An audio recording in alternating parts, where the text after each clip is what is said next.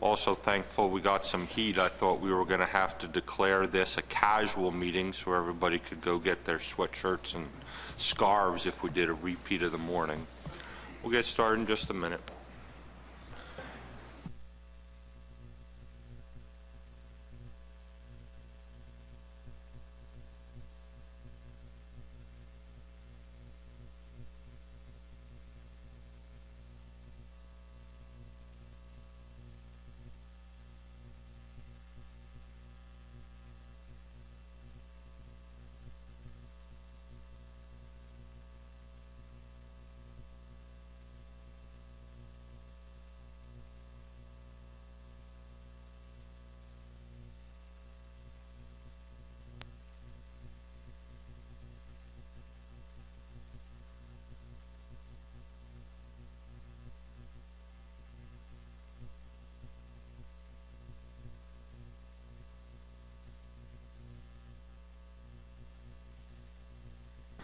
All right, thank you, everybody. I'm Adam Nowalski. I'll be chairing the meeting. Ashton Harp from staff next to me. This is the Tautog board. We'll start out with the approval of the agenda as provided. Are there any changes to the agenda as it's been provided? Is there any objection to approval of the agenda? Seeing none, the agenda is approved. The proceedings from the August 2016 board meeting were provided in the meeting materials. Is there any objection to approval of those proceedings as provided? Seeing none, those proceedings are approved. Next agenda item is public comment. Is there any public comment for items not on the agenda? Seeing none, we'll move along. Next order of business will be to review the 2016 stock assessment update, and for that we'll turn to Jay. Thank you. Thank you very much, Mr. Chair. My name is Jason McNamee. I work for the Rhode Island Department of Environmental Management. I will be going through the regional and coastwide update assessment results for Tautog. There's a lot here, so I tried to keep it pretty formulaic for each region. I've got the same set of slides, so when we go through the first time, I'll take my time on the graphs and kind of explain what you're looking at, but then I'll speed up or else we'll be here all afternoon. And just before I get going, I just wanted to make a quick comment. This got turned around really quick, and I just was really impressed. The assessment team, there were a whole group of us that worked to get all this stuff done in time for you to take a look at. So very impressive to get a full update assessment done in a couple of months. Okay, so just a quick overview of the presentation. We'll go through region by region with the assessment results. I'll go south to north just to shake it up a little bit. Probably confuse everyone, sorry. And then we'll end up with the coastwide, and we're just showing that. I actually kept that section really brief, and we did it for continuity and for context, so that's in there as well. And so for each region, I'm going to hit data, the time series that we're working with. We'll look at harvest and fishery independent and dependent index information, results, and then the biological reference points and stock status. So that's kind of the formula that we'll go through for each region. A couple more general comments. Once the regional structure was determined, which you all did, I think, at the last meeting, we basically followed the format and the structural elements that were approved through the benchmark. So not a lot of surprises here. You've seen all this stuff. It was an update, so we didn't veer too far from the benchmark assessment that we had put together a few months back. So these approved elements were all applied to the appropriate regions, and we were consistent with a couple of the metrics, specifically natural mortality, the plus group that we used, the selectivity functional form, and the discard mortality rate that was consistent across regions. All right, and just a look at the regional structure. So you can see the different regions are colored here. So the blue is Mass and Rhode Island. That's the MARI or the MARI region. The green is the Long Island Sound region. So that's New York, the Long Island Sound inside section of New York and Connecticut. The orange is now the New York, New Jersey, I guess, what are we calling it? The New Jersey, New York Bight region. That's the orange color, and then Delmarva is in maroon down below, just to give you a kind of a look at where the regions break out. Okay, jumping right in, Delmarva. This had the shortest time series. It went from 1990 through 2015. Recreational discards was also 1990 through 2015. And a note, and this is the same for all of the regions, so the recreational discards are based on the B2s from MRIP, and then only 2.5% of those are assumed to die. So just so you know, it's not the entire released portion, it's only 2.5% of those that end up being a removal. Commercial harvests from 1990 through 2015, again, consistent across the regions. Commercial discards are not included in the assessment. We did some sensitivities with that during the benchmark, and it was found to not have a significant effect. So we stayed with that for the updates. For the Delmarva region, there was no fishery independent survey data.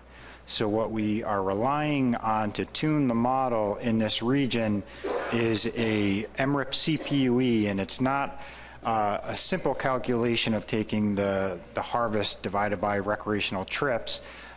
It's based on, there's other forms of this, Jacquard index is another form of this, but you basically try and look at all of the species that are caught on a tautog trip kind of consistently, and you look at it not just directed tautog trips, but any trips that caught your suite of species that routinely get harvested with tautog. The idea there is to get some zero trips in your calculation. So that's what the MRIP CPUE is. Each region has an MRIP CPUE specific to that region, but Delmarva, that was the sole source of kind of tuning information for the model. And then there's also FI is fishery independent, FD is fishery dependent biological samples that are used in the stock assessment. So the first chart here that you're looking at is just some harvest information. I'm going to laser beam the screen over on my left, so sorry folks on that side of the table. So what you're looking at here, this is total removals up on the top. Metric tons along the y-axis, year along the x-axis. The big kind of darker, I shouldn't even say that, though, actually lighter blue color is recreational harvest. Up above that, you can kind of make out a darker blue, that's recreational discards. And stacked on top of that you can barely see is the commercial harvest. And down below is just a proportional representation of the same information. So what you can see is as the harvest declines, the proportional contribution of these different fishery elements becomes more significant, more important.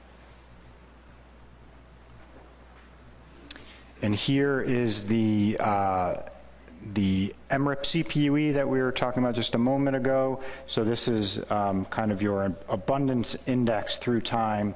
Again, fish per angler trip along the y-axis, year along the x-axis.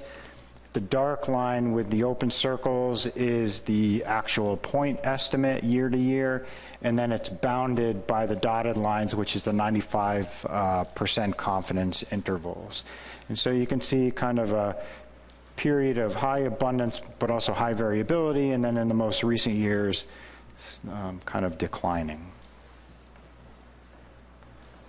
All right, here are model results. So top left is information on fishing mortality.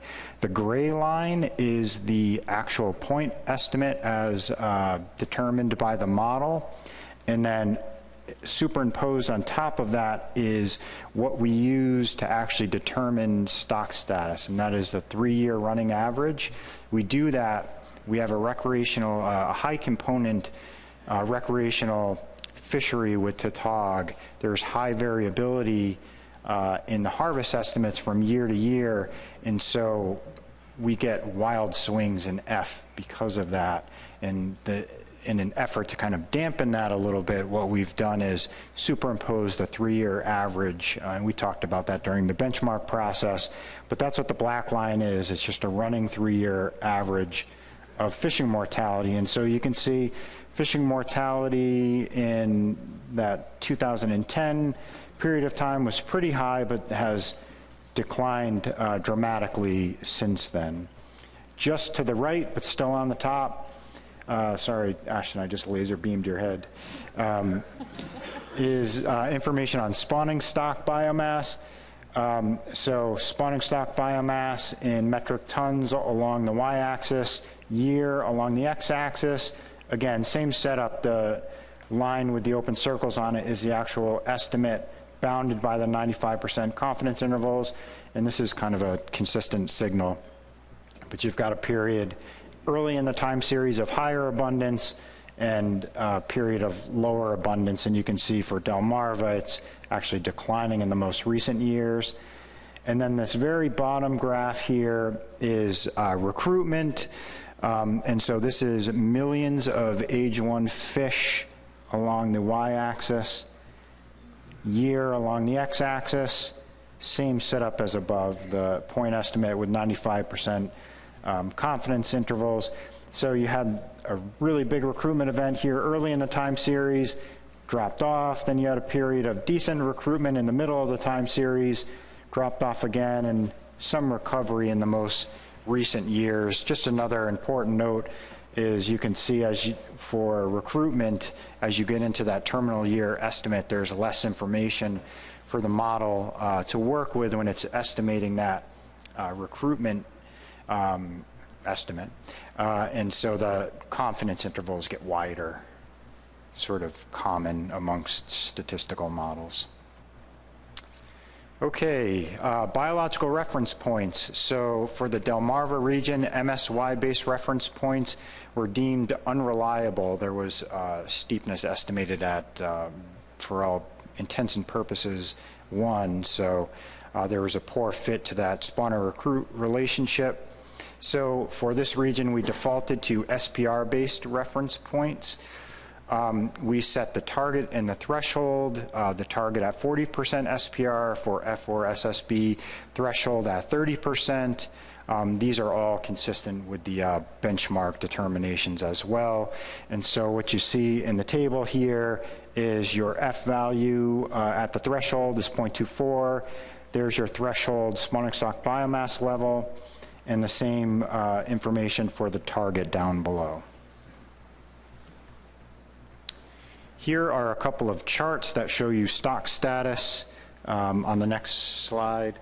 And so the red on both graphs, so up above you have fishing mortality, down below you have spawning stock biomass. Your threshold in both graphs is the solid red line, target is the dotted line. And then here is your F estimate. We saw that already, and you can see it is right on top of that F target for the Delmarva region.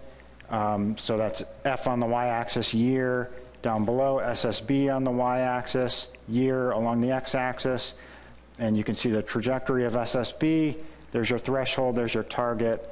SSB is well below that on the bottom, and so the result of that, the terminal year estimates for F is 0.16. So again, that's right at that target level. SSB, however, in the terminal year is about 620 metric tons, 621 metric tons. So stock status in Delmarva is overfished, but overfishing is not occurring.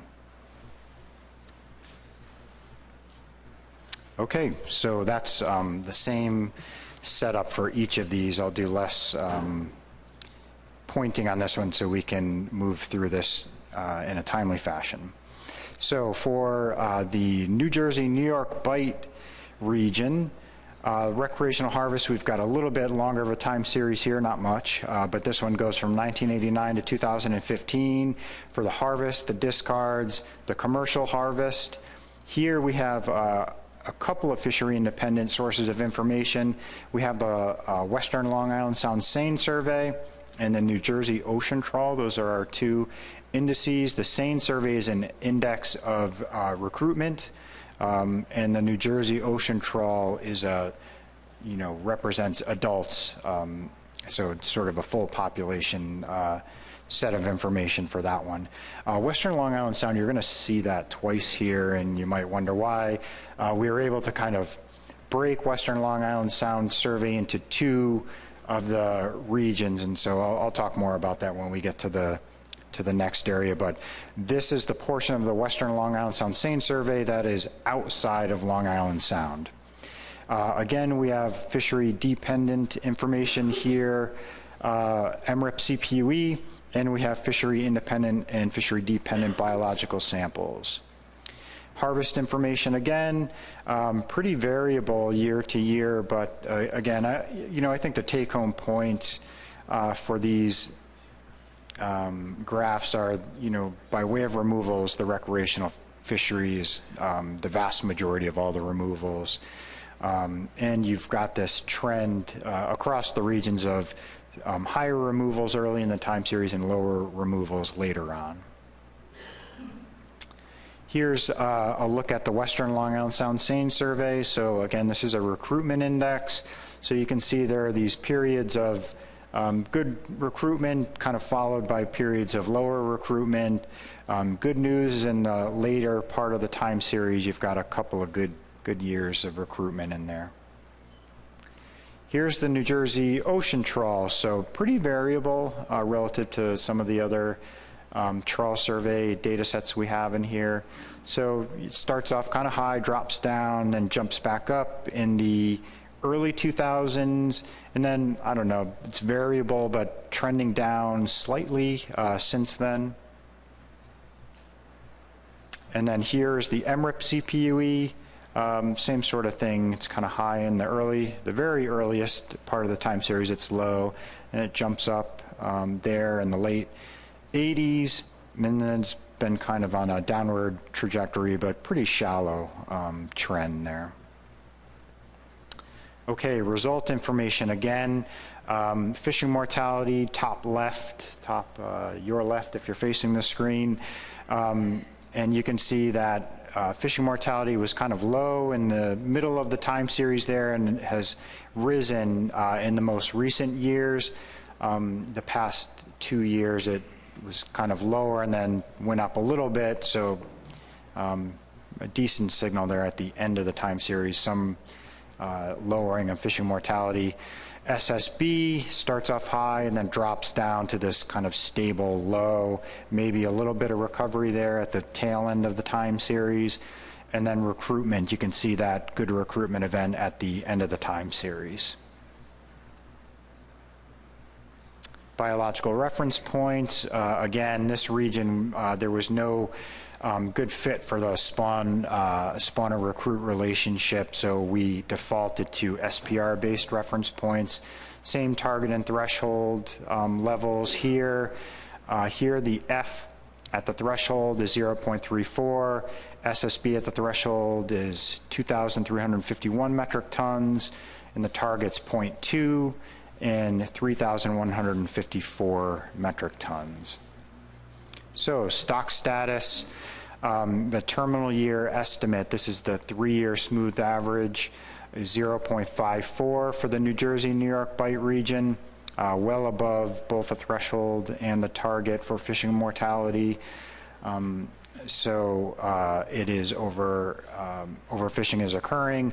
And then the bottom graph there is the SSB information, and that is below both the threshold and the target. So overfished and overfishing is occurring for New Jersey, New York Bight. Long Island Sound, so as we kind of go up the coast here, the time series of information that we were able to use gets a little longer. This one goes from 84 to 2015, and I think the constraint here was the length of the Connecticut Trawl Survey.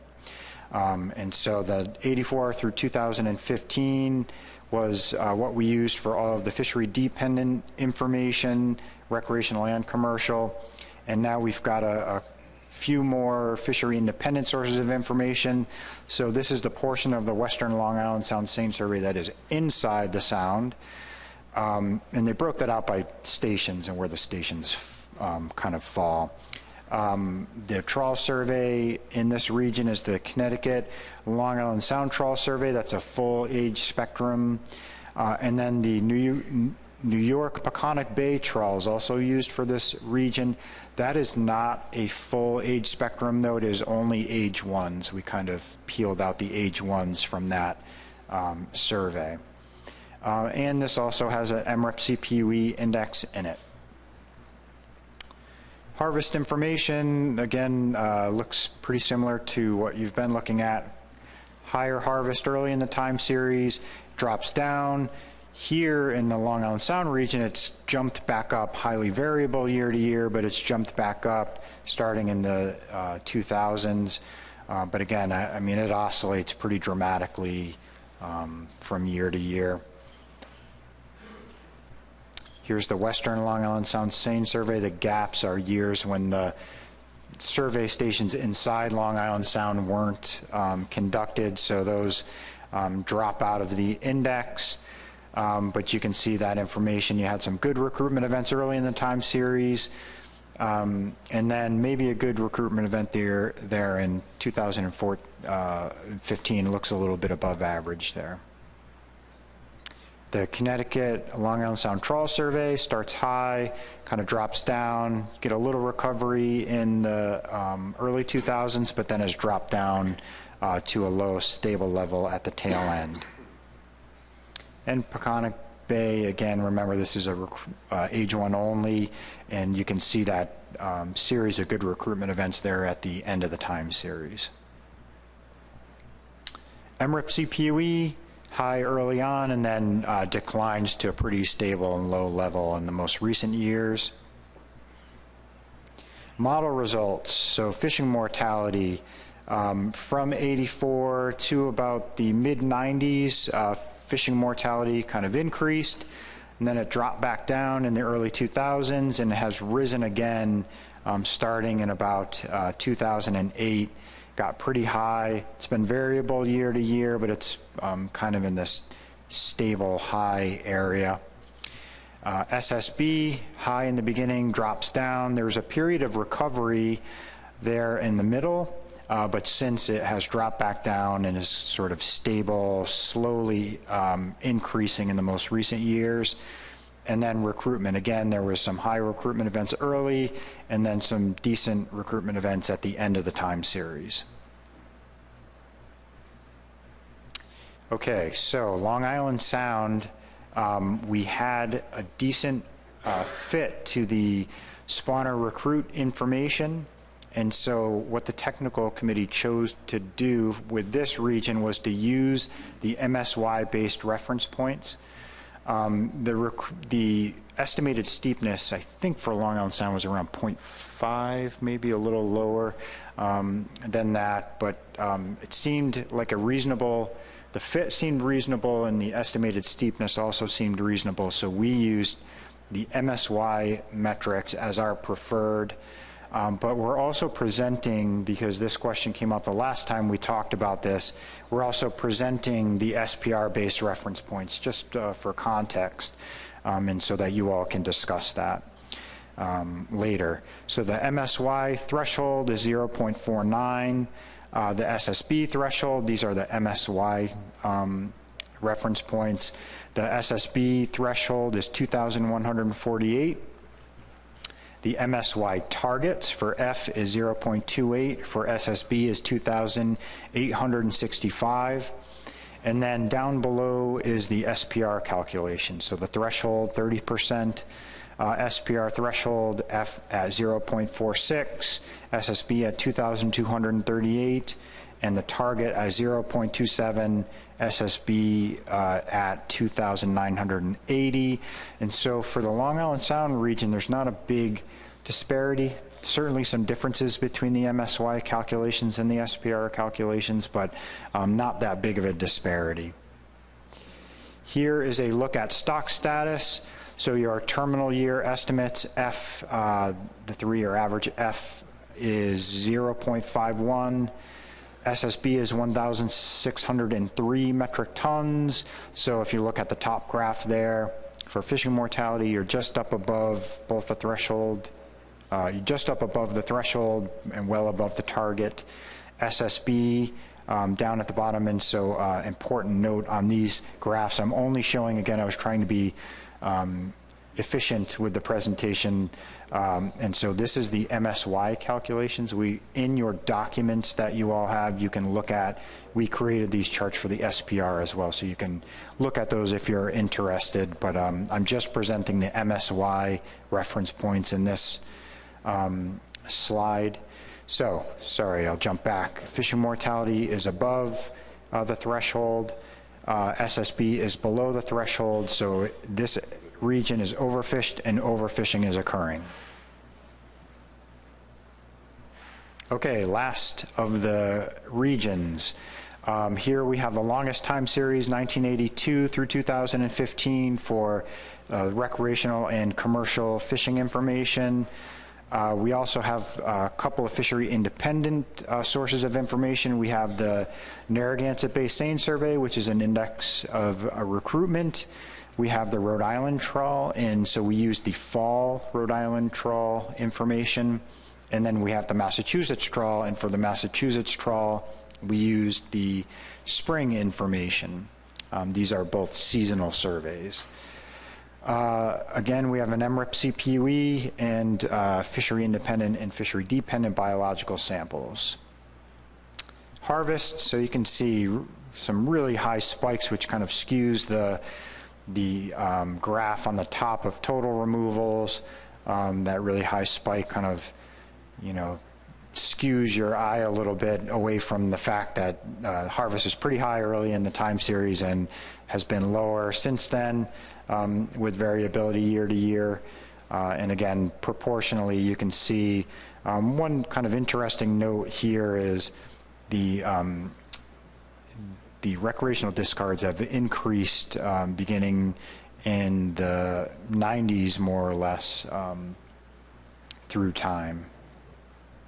You can see that in the proportional chart. So here's the Narragansett Bay Seine Survey. You had some, I'll call them above average recruitment events early in the time series.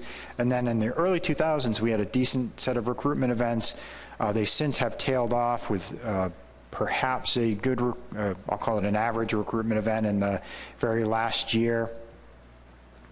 Here's the Rhode Island Trawl Survey. Again, some large spikes in the beginning, kind of, you know, doesn't allow you to see this trend very well, but it's high early in the time series and kind of declines, probably not shockingly. The Massachusetts Trawl Survey, same thing, some high, very variable years in the beginning and then drops down, kind of low and stable. And then the MRIP CPUE, same sort of thing. So 3 sources of fishery independent information all kind of indicating the same thing. Model results. So you've got a period of increasing fishing mortality early in the time series, kind of peaks in the 90s, and then has been declining since then. Spawning stock biomass starts off high, declines pretty quickly, and has been low and stable since about 2000. And then recruitment, again, you can see there were some decent, good recruitment events early in the time series, a couple of potentially average recruitment events, but the model is not estimating that big spike of recruitment that you'd see in that Rhode Island index in that last year. The Mass Rhode Island region, again, we preferred the MSY-based reference points. but I'm again showing the SPR reference points for reference. Here, if you look at the threshold and the target, F is 0.28 for the threshold, 0.14 for the target. Pretty big spread between the target and the threshold based on the MSY calcs. The SPR calcs just below that, the target is 0.28, so the target is where the threshold is for the MSY calculations. And then 0.49 is the threshold for fishing mortality. And then the SSB metrics to go along with those for MSY, you've got 2.7 thousand metric tons for the threshold, 3,631 metric tons for the target. If you look down below that, the SPR, the threshold's at 2,000 metric tons more or less, and 2,684 for the target. So here's a look at stock status. So the 3-year average F for the Mass Rhode Island region is at 0.23, tucked right in the middle there between the target and the threshold. And then the SSB is down below. You can see we are and have been below the SSB threshold since actually 1996. So stock status in this region, overfishing is not occurring, but it is overfished. An important note, I should have said this when I was talking about Long Island Sound, the stock status for Long Island Sound does not change if you switch from MSY to SPR calculations, but it does change for the Mass Rhode Island region. Okay, so again, I wanted to hit a couple of slides here on the coastwide model results. So if you remember back years ago, wasn't that long ago, we were assessing this stock on a coastwide basis despite all of the biology and the things that we knew about it, but we didn't have much of a choice. And so we wanted to just show you for context and give you some continuity with what we used to do in the past, but not a lot of shocking information here. So top left, fishing mortality, you can see fishing mortality kind of rose early in the time series, dropped down to kind of a median level in the middle there, and then rose back up later in the time series with potentially some lowering of fishing mortality in the most recent years. Spawning stock biomass declines down to a low stable level, and recruitment seemed to be good early in the time series and less so later in the time series. Here we were able to calculate both MSY and SPR based reference points. So for F, MSY, the target's at 0.17, the threshold's at 0.24, SSB targets at 14,900, SSB thresholds at about 11,000 metric tons, and then the SPR calculations are below that. The threshold is at 0.43, the target's at 0.25 for fishing mortality. It's at 9,448 for the target, 7,000 more or less for the SSB threshold. In the graphical look at stock status, where we're looking at this along the entire coast again.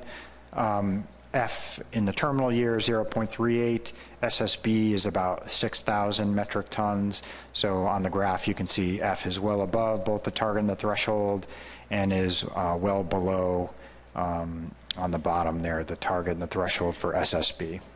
So overfished, and overfishing is occurring if we looked at it as a coastwide stock unit.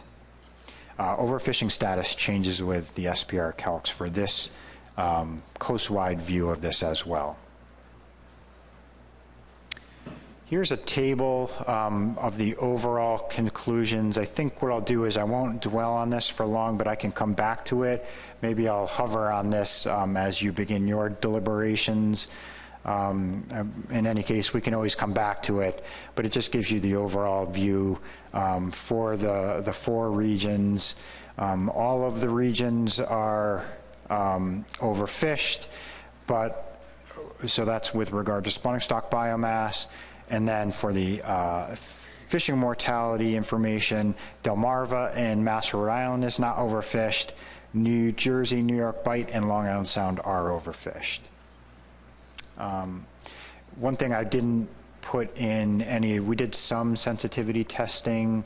I did not put any retrospective charts or anything in here. They are in your document, but just kind of two high-level thoughts. The smaller regional scale continued to hold up with the updates, so it worked for the benchmark. We all cheered, and it held up for the update, so we cheer again. It seems to be working. We have enough information to run these regional models, which is good news. And the models are robust to input data and model configuration based on some of the sensitivity analyses that we did. Okay, so I'm going to conclude here with some projections. So the assessment team performed some short-term projections. We projected into 2016 through 2020. We wanted to do this to provide the board with some additional information for your deliberations. We ran 3 scenarios. We didn't go crazy here. So we wanted to just give you some ones that we had heard you talk about in the past. And then for context, we did status quo. So we did a 50% and a 70% probability of achieving the F target in 2020. And then we ran the what would happen at status quo if we ran that out to 2020. The biological parameter assumptions that we made was for maturity, natural mortality, weights at age. Those are all the same as were used in the model. The one difference is for the weights at age that goes in as a time-varying matrix. So we used the average of the latest selectivity block for the weights at age. That's how that went into the projection model. A couple more things, a couple other assumptions. Empirical recruitment drawn from the model estimated observed recruitment was used for the SPR calculations. And then for the MSY calculations, we used a Beverden-Holt model. And the parameters were those as predicted by the model. So that's how we kind of informed the projection model. Those parameter estimates came right from the model, and we used a log normal error distribution for the projections. The fishery selectivity was input as that estimated by the model in the most recent selectivity period, so that last selectivity block was carried forward. The harvest for 2016 and 2017 was assumed equal to the most recent 3-year average harvest. So that's an important point. So I'll get into more of that when I jump into the tables, but the tables will make more sense to you if you keep that in the back of your head. So 2016, we don't have that number yet, and we assumed that we wouldn't be able to get management in place for 2017 either, and so what we did was we used a 3-year average harvest for those 2 years based on the previous 3 years where we had information.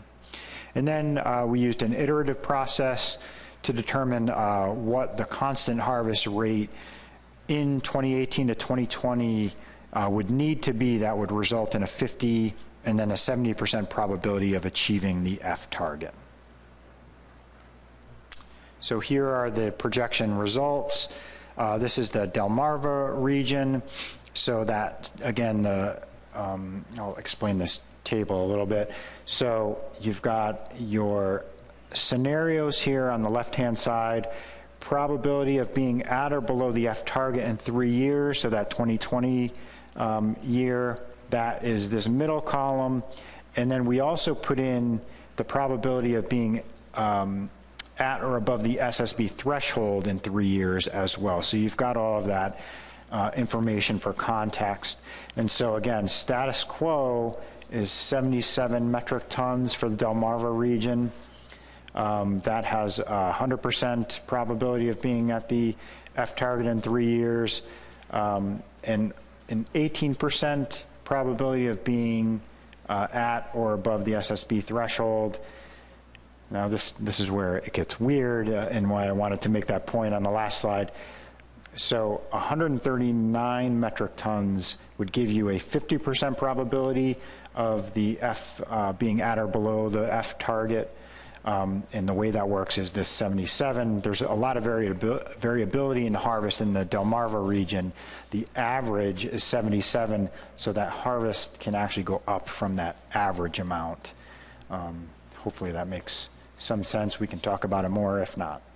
And then here, 125 metric tons has that 70% probability of being at the F target and 12% probability of being at or above the SSB threshold. Same table for the New Jersey, New York bite. Here, status quo is 461 metric tons. That status quo has a 45% probability of being at or below the F target by 2020, and an 85% probability of being at or above the SSB threshold in 3 years. So, you know, those terminal year estimates were pretty close to the reference points, and that's why that information is that way. The 50% probability would allow for a 450 metric ton harvest, constant harvest, and then 410 to be at a 70%. So you can kind of judge there from status quo. You'd need some level of decrease to meet those 50 and 70% probabilities of being at your F target. Here's Long Island Sound. There are now two tables. I'm showing you both MSY and SPR here. And so the status quo harvest for the Long Island Sound region is 500 metric tons. Here you get now some pretty severe decreases needed to be at the F target. 264 metric tons, so roughly a little more than half of the harvest that you had from that status quo calculation to get to your F target with a 50% probability, more than half to get to a 70% chance. And it's not much different for the SPR reference points. In the Mass Rhode Island region, again, even more severe. You have your status quo amount of 390 metric tons to get to a 50% probability of being at the F target, at or below the F target in 3 years. You'd need to have 151 metric tons to be at 70%, 148 metric tons. If you drop down to the SPR reference points, those decreases are less severe than the MSY calculations. So that's it from me. I'm happy to take any questions. I can flip back to any of the information, but that is all of the information from the update assessments for the regional assessments for Tautog. Thank you, Jay. Those last couple slides were almost as rosy as Shanna's South Atlantic update on funding, so thank you for that. All right, so let me frame the conversation for where we go from here. As Jay gave the presentation on the update, what we need to get through as a board today is provide the PDT with guidance on how to use the information contained herein. Some of the items we need to discuss, for example, include choosing potentially between the MSY and SPR reference points for Long Island Sound and Mass Rhode Island. The next presentation we go through will have those issues. I believe there's 7 issues that we'll go through that we need to get comment on. So that's what the bulk of what we need to get through today. So if we have technical questions for Jay about the information that he just presented, we'll go ahead and take those.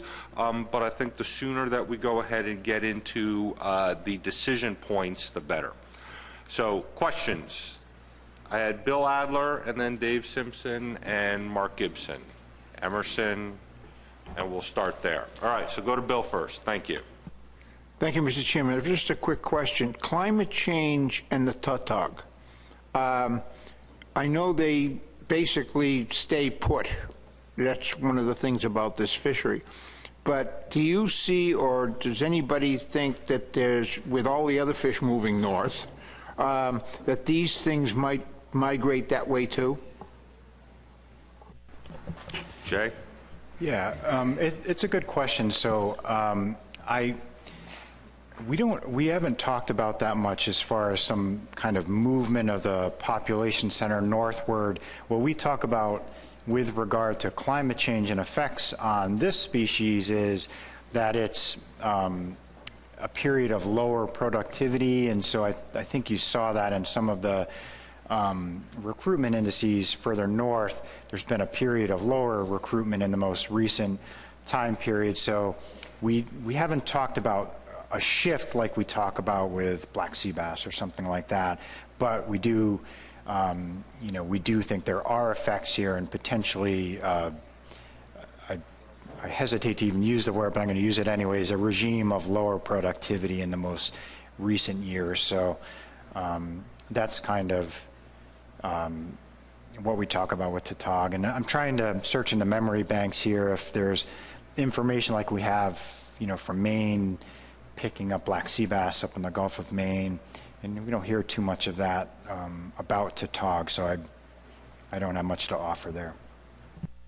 So I'll just add that I can't comment on the productivity element, but unlike a lot of species we deal with, this species is known to be active across a very wide range of temperatures, up to 30 degrees, in any area up and down the coast between 40 and 70 degrees, they're known to be active.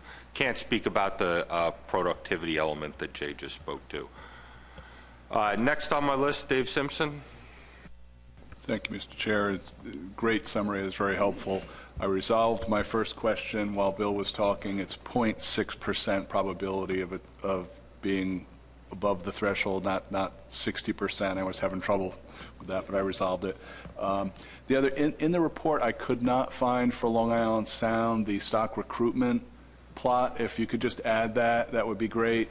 Eric provided it for me, via email, but I think those are really helpful, and he went to the extra step of labeling each point by year, which helps me with how variable recruitment might be at a given biomass. So that would just be a really helpful addition. Thanks. Mark Gibson.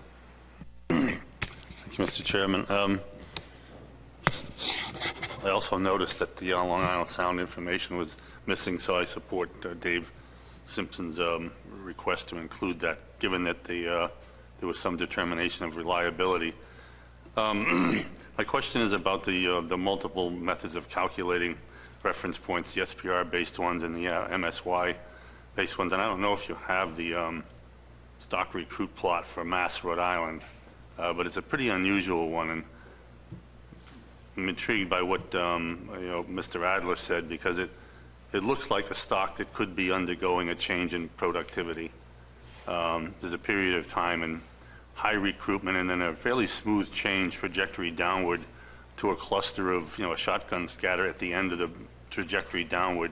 But it looks to me like there would be strong time residuals in this stock recruit pattern. I'm interested in how the determination is made as to what's reliable or not within the catch and age model. But I may have more to say after Jason answers. I may have more to say about it when you get into the issues for the PDT development of the document. But I'll just ask. I guess the question is what's the basis for at the technical committee for determining what's a reliable stock recruit component in this model or not? Jay. Yep, so it was, I'll offer that this was a topic of pretty intense discussion, as you can imagine.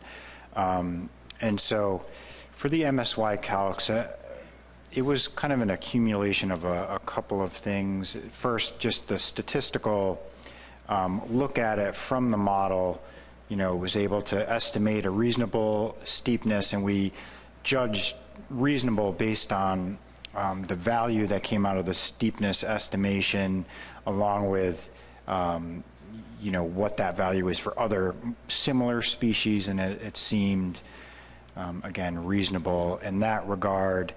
And the other thing that we noted was the MSY information seemed to get more statistically reliable for the areas that had a longer time series, and when you had that fishery independent information back in the time series, you know, early in the time series, that was the other kind of indicator. You had that for Long Island Sound and Rhode Island, Massachusetts, and you didn't have it further south. That time series truncated, and so I guess it was an accumulation, a weight of evidence kind of approach that we used. But again, you know, I think you haven't actually said anything. The implication is this was not a no-brainer for us. We talked about it a lot, and so that's where we ended up, was, you know, relying on those kind of pieces of information and saying it looks like a reasonable curve. I will acknowledge, though, that we did not talk about that temporal aspect of it and didn't review that, you know, in our deliberations. And just to add, sorry, just to add to Jay's answer, we also did some sensitivity runs with the model, and a lot of times what you'll see is that steepness estimates will jump around a lot, and the model won't have a good ability to fit the steepness, but we didn't see that with the Massachusetts, Rhode Island, that the estimates of steepness were coming out in roughly the same spot for different sensitivity runs, so we had more confidence in the model's ability to actually pick up some kind of relationship there. Emerson Hasbrook.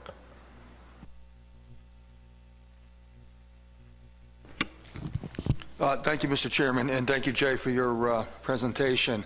My question was similar to the one that Mark had, but kind of to follow on that. So then, when you're able to have confidence in the stock-recruit relationship, the TC is recommending an MSY approach. Is that correct? And then when there's low confidence in a stock recruitment relationship, the TC is recommending the SPR relationship. That's part one of the question. Jay? Yep, that's exactly right. And so there's a parameter that estimates called steepness, and so it was kind of able to give a reasonable, you know, it was I think in the vicinity of 0.4 for the Mass Rhode Island, 0.5 for Long Island Sound. But then when you went south, that steepness parameter ends up being 1, so basically saying there's no relationship that the model is able to determine. So that's exactly it. Because there's no stock recruit relationship, you're not able to calculate MSY for those other regions. Emerson, you had a second question or a follow-up to that? Yes, follow-up. Thank you. So then if I understood your response to Mark as well, then, the TC speculates that the reason that you don't have confidence in a stock recruitment relationship for those two areas that don't have it is because of the time series of the data.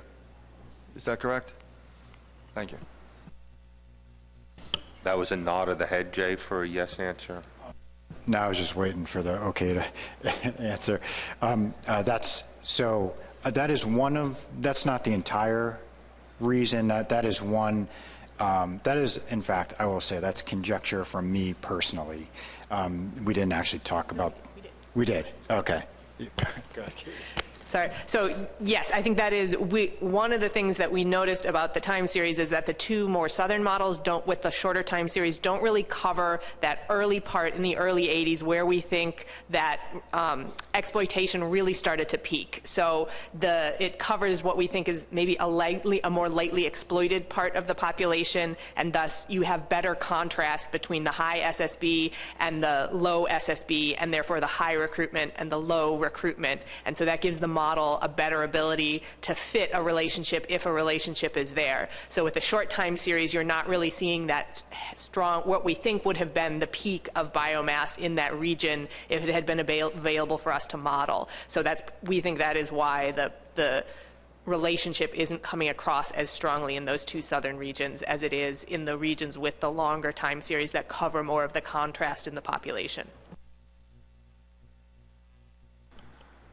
Okay, so we've got about 45 minutes. Are there any other questions on the presentation, or are we ready to delve into the issues we need to get some feedback from the board on? Okay, seeing no hands on questions, we'll turn to Ashton to begin the presentation. And again, we've got 7 items here. After each item, we'll stop, get feedback from the board, with the exception of 1 item with regards to the tagging program, where we've got a few extra slides. So we'll just bring that up, but we'll hold off on feedback until the end of the other items when we've got some more information for the board. Ashton? Thank you, Mr. Chairman. Okay, so the PDT has been working hard over the last year on developing the background sections in Draft Amendment 1, and so we have those together, and now what we want to move forward with developing is the management options now that we have the stock assessment update for the regions as well as the coast. So I'm going to walk through 7 issues today, and as Adam mentioned, I'm hoping we can stop after it's just 1 or 2 slides for each issue, and then we can stop and have a discussion and hopefully come to a decision point at the end of each one. The first 3, the reference points, projections to reduce F, and the rebuilding plan, you can refer to your guidance document. I've kind of given a little bit of background in there, and you can already see the pointed question that I'm going to ask. For the latter 4, the commercial and recreational split, the commercial harvest tagging program, commercial harvest quota, and management within a region. These have been brought up at the February meeting earlier this year, but I know that this will be, it'll sound like new information again, so I'm just going to ask some pretty pointed questions related to these topics. So with the first one, reference points, this is a table that can be a little bit confusing, I know that. So it shows the 4 regions as well as the coast, and it shows the MSY and the SPR reference points right next to each other, so you can kind of see them as a guide. The TC is recommending, as we just discussed in detail, MSY reference points for Massachusetts, Rhode Island, Long Island Sound, and the coastwide in the coast. SPR reference points are shown for New Jersey, New York Bight, and the DMV. So I've tried to simplify this table a little bit just to show what it would look like and how it would look to the public if we went out with just the TC recommended reference points. This is what they would see. The next slide. So this is what they would see. They would see simply the reference points that the TC has recommended. Is a simpler way to look at it. The PDT would prefer not to go out showing MSY plus SPR reference points because it is quite confusing, as well as it'd be confusing to develop management options for all of them as well. So that gets to the question. So does the board approve the reference points as recommended by the TC, meaning the MSY reference points for Massachusetts, Rhode Island, Long Island Sound, and the coast, as well as SPR reference points for New Jersey, New York Bight, and the Delmarva regions? Okay, well, I think we've jumped to the big one pretty quick, so let's get right down to it. Questions, discussion. We need to provide some guidance to the PDT on what they would like in the draft amendment. Dave Simpson. Yeah, thanks. Yeah, it's a tough question. Fortunately for Long Island Sound, there isn't really much difference at all in terms of what it means, but there's a significant one for Rhode Island and Mass, and I think it'll be up to them to find a comfort point. It's basically how much do you believe that there is a stock recruitment relationship and it looks like this versus time period periods of high and low productivity. I personally think there were signals in all those assessments that recent recruitment is improving. So I think there's a environmental element to this that may be more important. I'm also looking ahead to, I think it's a shared concern, but it's the last point that Jim Gilmore made, which is when we start to put these pieces together, we want to try to look as seamless as we can between regions, have as similar rules as we can between regions. And so that's again where we may, we may want to try to smooth some of this stuff out. I guess I'd want to hear more from Rhode Island and Mass what they think about the differences, because the biggest difference is there. And is that just because, well, why is that? I'm just very skeptical of stock recruitment relationships. I think, well, it sort of goes back to Mike Sissenwein's work on yellowtail flounder. You know, he published his thesis just in time to have the stock recruitment relationship hold, and then the next year it fell apart. So they're elusive. My inclination coming into the meeting was I did want to defer that decision until after the public had had a chance to see it. We've had a chance to look at what it would mean for management. So there's a little bit of a practical element rather than a pure objective process that I'm looking for. So before I go to Mark, who I had next on my list, the goal for each of these would be to try to develop some consensus around the table for how to proceed. In the event that we can't develop a consensus, the default would be to include them both, at least on this topic, and that might change as we go through each other topic, might be some different outcome by no consensus, but that's essentially what that would mean. Unless some board member had some specific motion on one of these matters that they wanted to bring forward. But that's the course that we would be going here as we go through these speakers. Mark, had you next. Thank you, Mr. Chairman. I guess in answer to the question, I would answer no.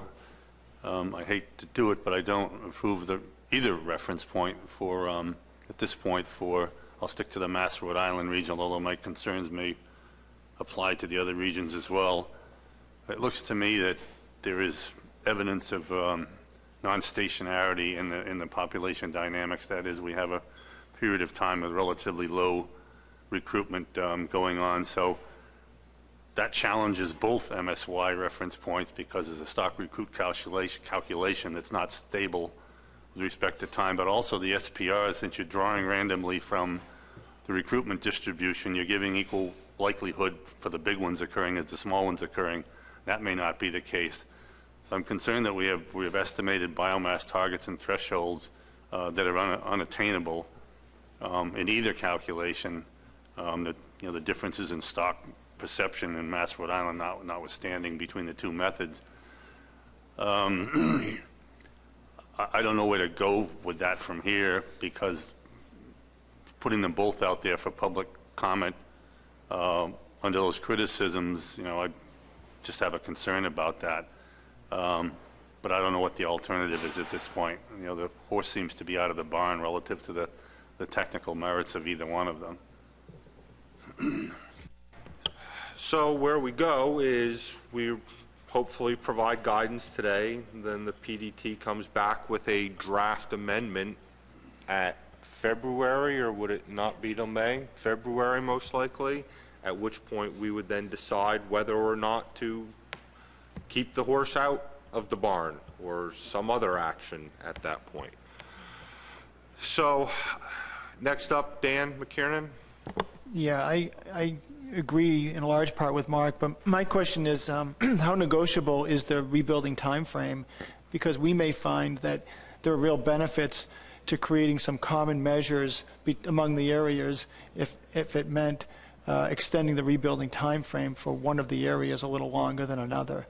If we're all in the same time frame and it drives us to have different management measures, it could be problematic, especially the I'm thinking, and I talked to David Simpson earlier, a Montauk-based boat coming to Block Island is going to have to comply with the Mass Rhode Island rules, so it would be really beneficial to the extent that we can make these rules as common as possible if it means the negotiable part is the rebuilding time frame.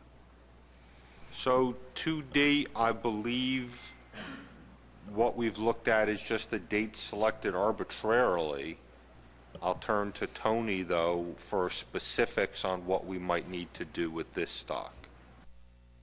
This is an amendment document, so the board has the ability to change the rebuilding timeframe from what was in the original document to the degree that you want. And I don't even know if the original document had a rebuilding timeframe, but off the top of my head. So it's the pleasure of the board to develop a rebuilding timeframe.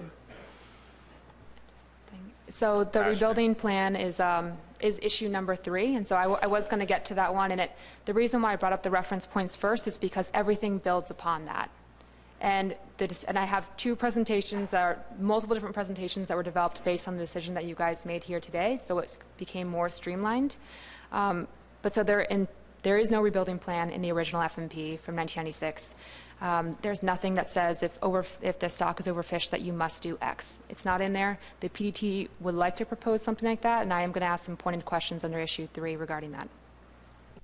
So one option right now would be to leave all of these options in here, MSY and SPR for the coast, or take one out for the coast if you wanted to, as opposed to leaving it in Long Island Sound, Mass Rhode Island. Obviously creates more work for the PDT, but when we see those options come back in the draft amendment, we would then have the ability to decide if we wanted to take them out. So we'd have a second chance to potentially take options out before they go out to public. Obviously, in deference to the workload of the PDT, they would provide we take out anything that we can here. So let me phrase it at that point. Is there anyone who supports not having the PDT move forward with working with all of the options that are here, which would be MSY and SPR for Mass Rhode Island, Long Island Sound, and the coast, and SPR for Delmarva and New York, New Jersey? Okay, I'm not seeing anyone who supports taking any of those out, so that would be the current direction to the PDT, leaving them all in. All right, so Ashton, follow up to that? So just to clarify, even for Long Island Sound and the coast, people do not feel comfortable choosing MSY or SPR reference points. Is that? Because I mean, it could have one region, Massachusetts, Rhode Island, where it's unsure MSY and SPR would go out, and then the other ones would have been chosen. It doesn't have to be every region has multiple options. I just want to bring that to their attention. Yeah, I'm not seeing anybody jumping at trimming that workload, unfortunately. Joe? Thanks. I mean, just to put this out there for the discussion, there's as Jay mentioned, the coastal was there to show continuity runs. So going back further than reference points, do the coastal options have to be there at all? That's my question. We did a lot of work to move past that. You know, does that have to be part of the public document? I'm just going to put the question out there. Thanks. Well, I certainly think it's a good question, given this board did vote to move forward with the regions. Jay, do you have any other thoughts about the merits of including those options? So, yes, I do. We didn't. We did the work for the coastwide again to provide that continuity, but I would suggest that all of the reason why we did this whole exercise with the regions is because none of us are very comfortable that this is the assessment for this species should not be smeared across the entire coast. It should be as regionalized as possible. I think we've done that, and so I would suggest that going with the regionals and not the coastwide would be, you know, the preferred way to go. We've got the information there. We could carry forward the coastwide, but I don't see a lot of value in it from a technical standpoint. Ashton, do you have anything else to add? No, okay, so do I see additional, is there any objection to not having the PDT develop management options based on coast-wide reference points? Dave? I don't have an objection because I don't think that's where we'll go, but don't we need a status quo option for the amendment? And whether we could satisfy that with one of the two reference points for the coast. I'm not sure well, that's my question. Could we get away without having that default coastwide? Bob? Thank you, Mr. Chairman. There doesn't necessarily have to be an explicit status quo option in there, because essentially don't approve the amendment and you revert back to the current management program, and that's your status quo. So it's up. It just depends if you want how you want to illustrate the effects of not moving forward with the amendment, but it doesn't have to be in there. All right, so again, I'll ask, is there any objection to not having the PDT move forward with management options for the coast? Okay, so we can remove a couple options from the PDT workload. Jay? Yeah, I'm sorry if I thought I was tracking this. So I just wanted to clarify for Delmarva and New Jersey, New York Bight,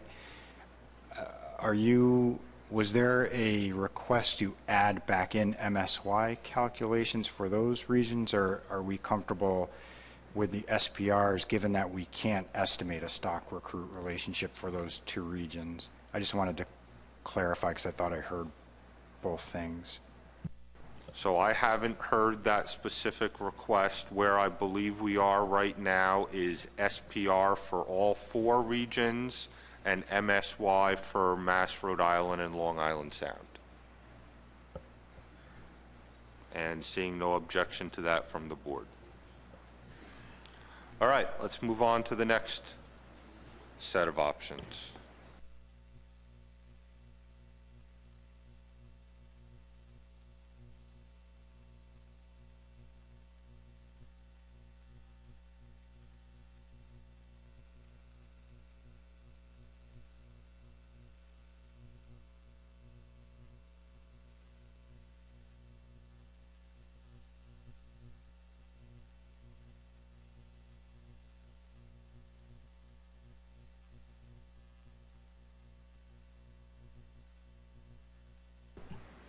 Okay, so now we're moving on to issue 2, which is the, oops, let me get my slide here,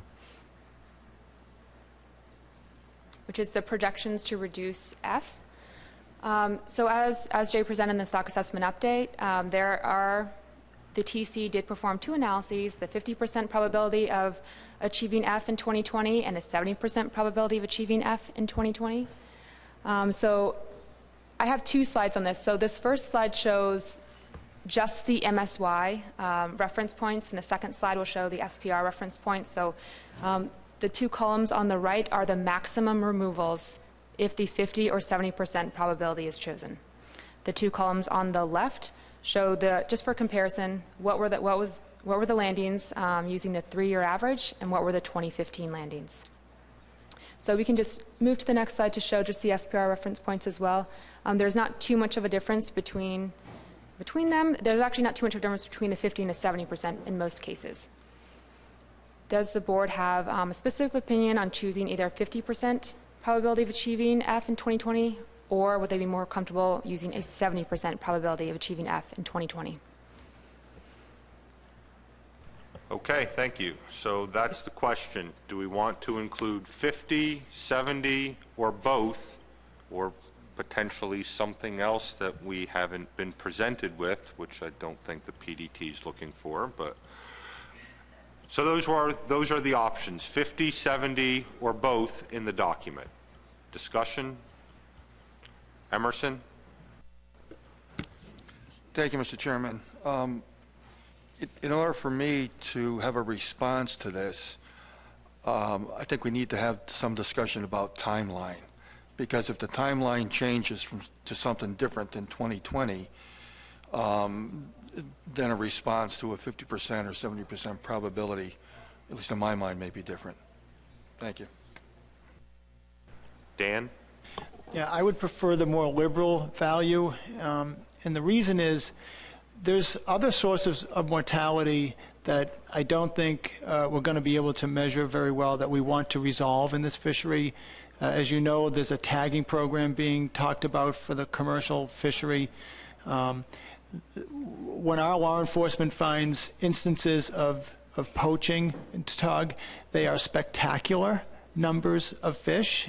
So the fear is that there really is a an unknown amount of landings that a lot of people are very interested in resolving and are willing to put a lot of work into it. So I really don't want this to be measured by legitimate landings as to whether we're going to succeed or not, because success in conserving Tautog is going to come not only in the measured catch but the unmeasured catch.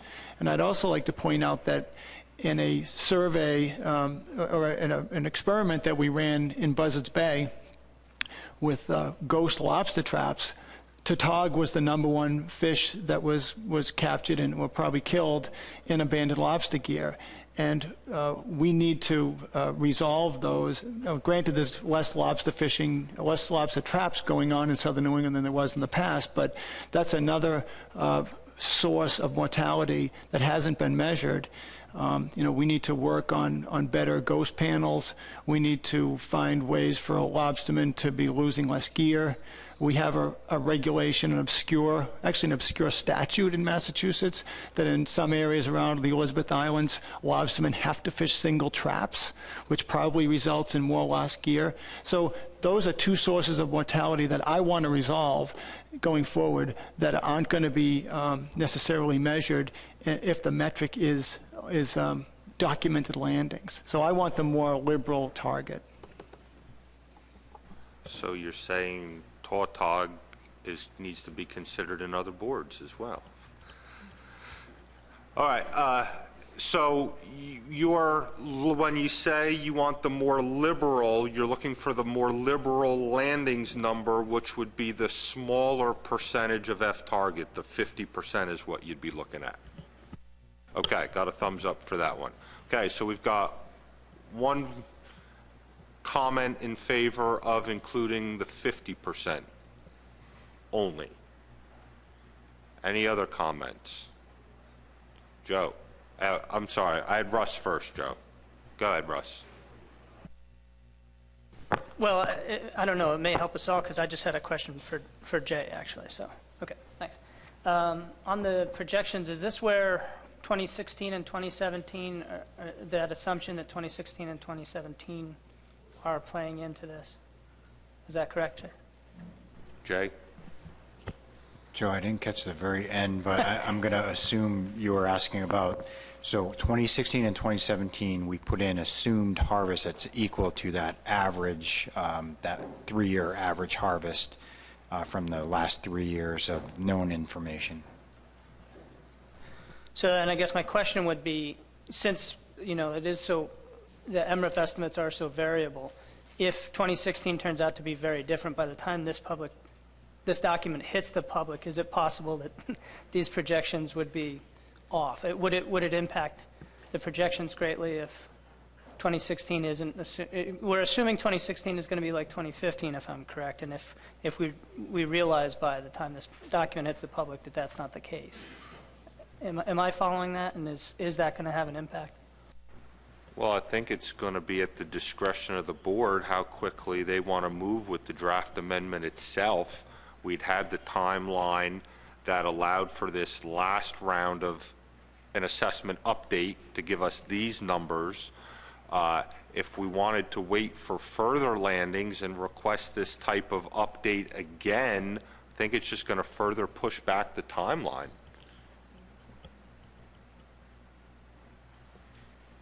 Good? Okay. Russ. Thank you, Mr. Chairman. I understand Dan's concerns, and I agree that that's something that should go out for public comment. But I believe, since the work's already been done for both of these, that they should both be considered in the document.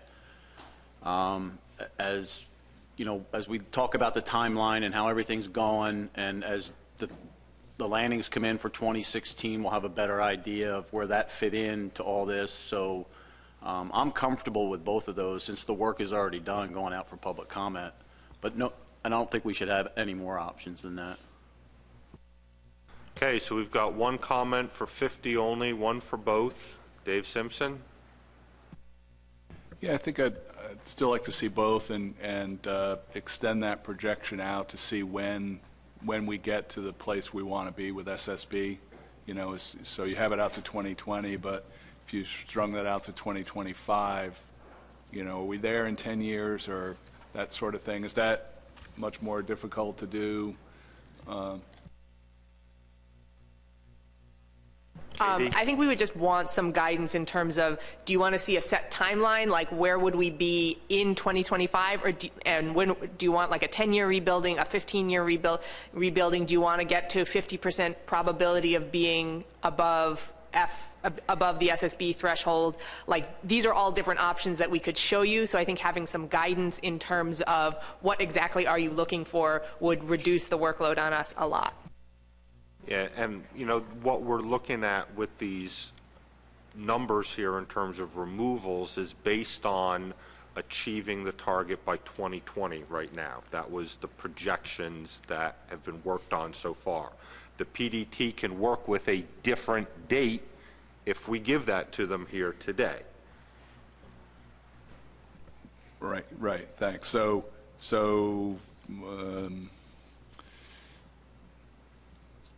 for the Mass Rhode Island area, holding landings constant at 257 metric tons, different fishery, gives you a 50% probability by 2020 of reaching your target F. I guess what I'm looking for is, and given that, and if we held those landings constant, I guess I'd just like to see it out to where SSB stabilizes. So it's the population has adapted to that lower level of F, and what's the timeline to get there? So the public would have this sense of, if we fished at, you know, this level of removals for the next 10 or 15 years, this is where we'll end up. 2020 is kind of a an interim look, but where will it take us long term, I think, is what people would want to know. So I think if I recall the presentations correctly, for most all of the regions, we're at a stable, or in some cases slightly increasing SSB at our current level of removals, but that is far below our target SSB. Correct. So I'm not sure. We're pretty much there now at stability. So the next level would be. And so the target and the threshold have been set up so that if you fish at the target over the long term with our assumptions about recruitment, you would get to the SSB target eventually. And I think your question then would be, when do you get to that target? And so I think we can figure that out. And so, and again, with assuming you would want maybe a 50% chance of being at your SSB, the SSB threshold, you'd probably hit the threshold obviously before you'd hit the target. But we could, if that's what you're interested in, we could provide those projections. It's obviously a different set of projections to say, in 10 years, where will we be, versus going through the kind of the iterative process of where would we end up with a 50% probability. So I think Dave's request is whatever we wind up choosing here for projections, you'd like it projected far enough out to show it when it would reach the SSB target.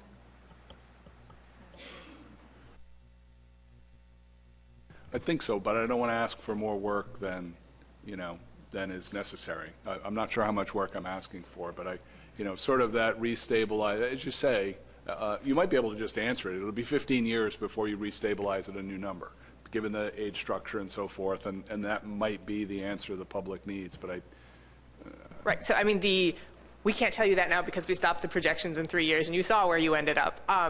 But that is something that we could do, and it's not a ton more work for us. I just want to be careful that as we go down these lists and start adding things on top of that, can you prioritize some of these tasks for us and give us really clear guidance in terms of, you want to see, so, and obviously there is if you fish at the 50% probability of reaching F target, that's going to may give you a different timeline than the 70% target.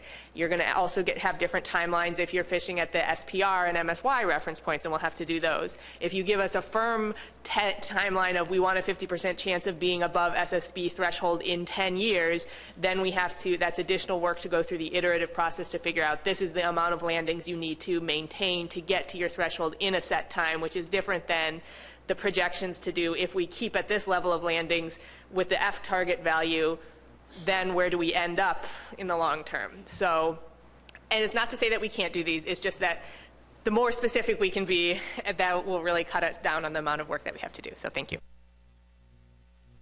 Mike Luisi. Thank you, Mr. Chairman. Forgive me, I'm trying to process what was just said there. It was a lot. But let me ask my question, and maybe I'll think that through. And this is to either, I guess, Katie or Jay. Am I understanding the connectivity between timeline and percent probability in such a way that, and I'll just refer to the Delmarva 50% probability of achieving F at 139 metric tons. So that is, if we were to harvest at 139 metric tons, we have a 50% probability of achieving the target by 2020. But if we were to change that timeline and make it 2025, does it increase, would that same catch level, because of the downward trend that catching 139 metric tons has on F target, does that ultimately turn into more like a 70% probability if you extend the period of time for which you're fishing at that level? Are they connected in such a way that that's how it would go? Are you increasing your probability at fishing at a constant level that is an attempt to achieve the target if you extend the period of time for which you're doing so? I hope. Jay? Yeah. So I think, the most direct answer, Mike, is we'd have to run it and see, in particular for Delmarva, when it's we're using an SPR calculation, it's just kind of, after a certain amount of time, you kind of hit this equilibrium because it's just sampling out of that recruitment vector that's in there. So it, eventually everything just kind of stabilizes. But I guess I'm trying to think back to these plots, and I think the 139 does increase. So if you then took and stretched the time period out, I think it would in fact create a more optimistic probability. But it, how optimistic, we'd have to do it to tell, but I think in general you can make that statement. It's a little less clear with the MSY regions because now there's a relationship in there that's at play. But I think as a general statement, I think keeping things with these numbers that you're looking at up on the screen, if you then stretched it out, it would probably increase the probability that you reach your goals. Bill Adler? Thank you, Mr. Chairman. I was sort of watching that myself as far as everybody else is reducing and Delmarva is going up. And I was just curious as why they go up, everybody else goes down. That's fine if it works, but I was just thinking in terms of even if it just stayed status quo, wouldn't it be without any increase at all down there? Wouldn't that improve the probability higher than 50 or 70? What I got stuck on here was that they had 77, they caught 41, and they get to go up to 139, which is fine. I mean, I'm not against that, but that just caught me right there, and I don't know why. So one of the things we talked a little bit about status quo earlier, the first two columns in this table would likely be included in the draft amendment, or one of them, or that would be I mean, I think you want to at least include that information for public consumption. There's no reason why you can't include the two left columns in there. It's just historical information for comparison purposes. And then it would come back to the board whether or not the Delmarva region actually wanted to pursue an increase in landings, and it would be up to the board how to address that request. So we're still at the question of 50, 70, or both. Dan, let me ask you at this point, I've got 2 in favor of both. Do you remain opposed to both? Okay, I have a no. So where that would leave us is including the 50 and the 70%, and again, we would have the 4 regions, but not the coast-wide projections, and that would include SPR for Delmarva, New York, New Jersey, and both MSY and SPR for Mass, Rhode Island, and Long Island Sound. Okay. Moving on to the next topic. Okay, so issue number 3 is a rebuilding plan, and we've already kind of touched on this a little bit as, how far or how long will it take for SSB to, hit the threshold. So right now, as you can see, and for actually quite some time, all of the regions are overfished, as you can see in the red numbers. Or actually, sorry, I was looking at the wrong one. So all of the regions except for the SPR reference points for Massachusetts, Rhode Island are considered overfished. And so so then the question is, does the board want to establish a spawning stock biomass rebuilding plan? It's not currently in the FMP. As Katie said, if you do want to task the TC with this work, we have some pointed questions for you. Specifically, should we build to SSB target or SSB threshold? What would the rebuilding time frame be? Should it be 10 years? Should it be 15 years? What should the probability of achieving SSB threshold or target, whichever you choose, would it be 50%, 80%, 100%? These basic questions will need to be asked before the TC can begin work on a rebuilding plan if that's the will of the board. So Ashton, if the answer to the first question of establish an SSB rebuilding plan is yes, you need answers on all of these today before you could complete a draft amendment to bring back to the board. Okay, so you know what's before us now. Thoughts on a rebuilding plan? At present, there's none specified in the Tautog management plan, which gives the board, quite frankly, a lot of flexibility on how to proceed. Mark Gibson.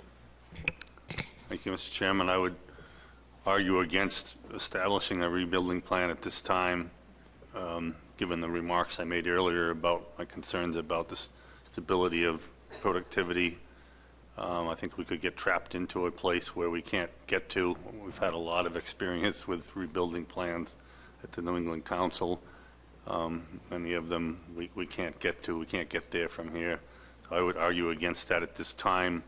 Perhaps in another action following a benchmark, we might want to reconsider, but I wouldn't argue for it. I would argue against it now. So in terms of actions moving forward, a rebuilding plan would require another amendment, or could that be done through some other type of shorter timeline management action?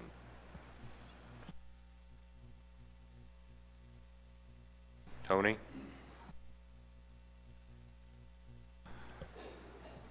In the event that the board does not move forward with initiating a rebuilding plan in this amendment, can a rebuilding plan only be initiated through an amendment, or is there some other management process the board could pursue, an addendum or something, to initiate one in the future? If you include a rebuilding timeframes in the items that are frameworkable or adaptive management in this document, then you could do a rebuilding timeframe through an addendum. But currently, I do not believe that that's an addendable issue, so we would need to make sure we included it in the amendment. Okay, so that actually adds a third option here. in addition to yes or no to the rebuilding plan, include the ability to initiate a rebuilding plan through adaptive management, if I heard you correctly. Okay. Dave Simpson. Yeah, I think that's a good idea. Make it easier to do if we decide down the road we want to do that, but I'm kind of with Mark that we're better off focusing on getting F to the target and keeping it there, and then nature gives you what it gives you, rather than, rather than the speculation that goes into where we can get with SSB with changing productivity of stocks. So the two options then that would be in the amendment would be status quo, no rebuilding plan, and the other option would be a rebuilding plan could be an option under adaptive management. Any objection to that? Okay, great. Bullet point number 4, Ashton.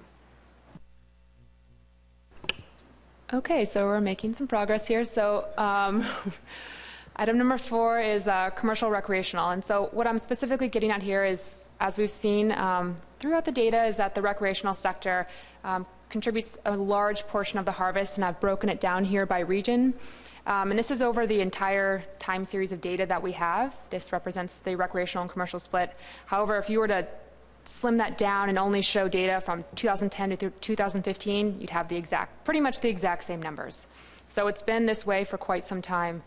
So the board could consider having one sector take a greater reduction than the other, and if they want the PDT to look at this and include it as a management option, then you can let us know. Okay, so do we want to differentiate in reductions between the recreational and commercial sector, or would the reductions come equally? Dave Simpson. Or potentially alternatively leave it to the jurisdictions how they want to achieve their target F and their package of management actions. So where would that fall as an option here if we didn't specify in the amendment? Would that not be the default way for the states to proceed? So that's the last item that I was going to address with the board is kind of management within the region, and how do we want to do that? Does it want to be state by state, or does it want to treat it like one region where all cuts are taken together and you would take the same cuts together? So we could fold this discussion into more of a regional management discussion if you want to take it out by region. I understand if you do. So you're suggesting holding off on completion of the discussion of this item until we get to number 7? Right. Okay, any objection to that? Okay, so we're going to temporarily skip 4 and move on to 5, which we're going to temporarily skip also after Ashton just gives a brief overview of it. I'm just going to move right to the end. No, so item number 5 is the commercial harvest tagging program. So I would just want to go through the options with you. And I also want to say that the tagging program is underway. So that it took a little bit of time because we are working with Stony Brook University, which is very nice to work with us on this project, as well as New York DEC. And so we had to do some ethical handling protocols for dealing with live animals and other things that kind of delayed it. But it's underway now. The fish are tagged. So I'm going to present a separate presentation that'll show the tags on the fish. I know everyone kind of wants to see what that looks like and how they're doing. And just note that the full project report will be presented at the February meeting. So I know it's a little preemptive for me to be asking you these next questions, given that you haven't seen the full project report. But I'm just going to give them to you anyways, and then we can kind of have a discussion about it. So for draft amendment 1, the board can request the PDT to, similar to the rebuilding plan, just include text under adaptive management that allows a commercial harvest tagging program to become available to be developed at a future date via an addendum. So just be a little text in there. It says it can be developed as an addendum at a future date. The board can ask the PDT to develop management options for a comprehensive harvest tagging program. So even though we're not sure if we want to move forward with that, the board can just say, let's just develop management options for it. Or the board can say that they don't want to include the commercial harvest tagging program. We've had second thoughts, and we don't want it to be under adaptive management. We no longer want to consider it. So with that, I will we're not going to have a discussion now. I'll have the presentation at the end of this presentation, and we'll come back to it. Okay, let's move on to 6. And so this is the reason why I put the tagging program kind of in the middle of the document, is because I thought it did relate a little bit to a commercial harvest quota. One could say that this might be a regional decision as well. So the question is, should each region and or state have a commercial quota? A commercial quota may be useful if a tagging program is implemented. It would be, then we would know how many tags are needed. So the options to consider if a quota is considered regionally is, you could have a regional quota, which is common pool. So if you have 3 states and all 3 states are going after the quota, and whenever the quotas hit, the fishery would shut down. You could divide the quota equally between the states in a region, or the quota could be allocated, the regional quota could be allocated to states based on state shares. How we do that, if it's historically, if it's politically, if it's all the ways that were discussed yesterday, there's many ways to allocate the quota. That would need to be discussed by the board as well. Okay, so thoughts about a commercial quota? Dan? I can't imagine this plan finishing up and not having a commercial quota. What is the vision of this fishery at the end of the day, especially with the very involved and possibly expensive tagging program? It seems to me that you only need a tagging program if you're trying to constrain catch to a level and make it accountable. We have to have a quota.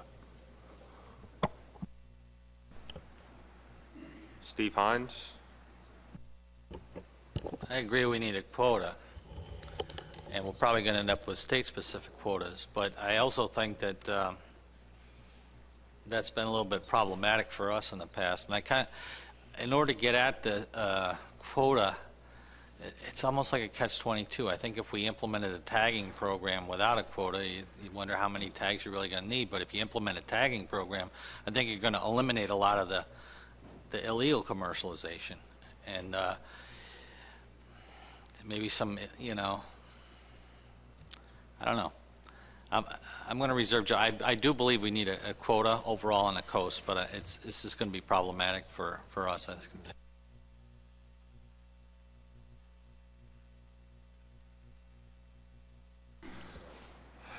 Any other hands? All right, I got a bunch here, so let me hang on. Let me see a bunch of hands that want to speak. 1, 2. Okay, we'll start with Eric. Thank you, Mr. Chairman. As far as tagging goes, I think we absolutely have to have tagging. But as far as the methodology there, I'm uncertain whether or not it should be dealers are tagging the fish or fishermen are tagging the fish. I have some reservation about that. As far as quotas go, I mean, New York, if it's a regional basis, New York will get 2 quotas. Is that correct? Because you got the Sound and you got the coast. Ashton? It's a good question. So I have some concern with that because it's not very far from the south side of Long Island to the north side of Long Island. So.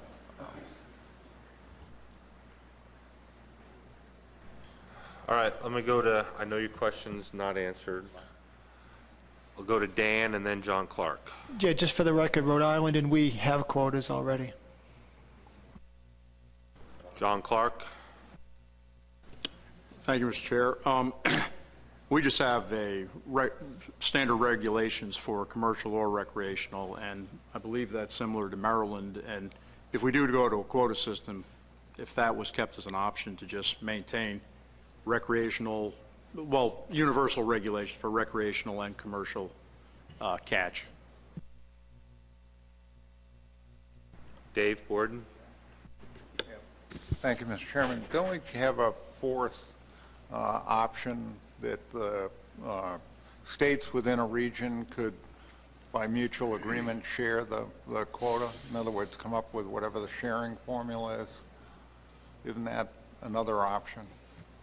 So we have the regional quota there. How is that different than the sharing of the?